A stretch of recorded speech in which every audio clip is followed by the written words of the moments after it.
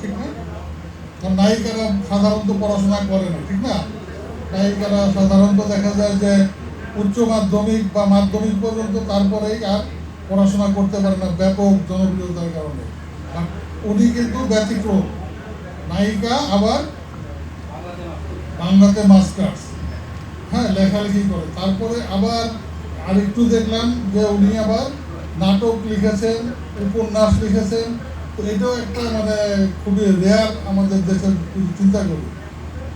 এবং আরও যদি আমি বলি, মানে সব কিছু মিলেই উনি কিন্তু রেয়ার। ওনাকে দেখলেও কিন্তু মনে হয় না যে উনি বাংলাদেশি নায়িকা, ঠিক আছে?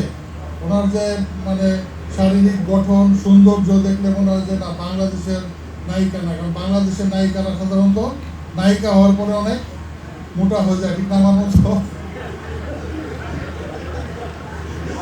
এই জন্যে আমাদের যারা মানে সিলেক্টর ছিলেন এবং আমাদের যারা এমডি সাহেব তিনজনে স্ট্রংলি সাপোর্ট করছে ওনারে, ঠিক আছে?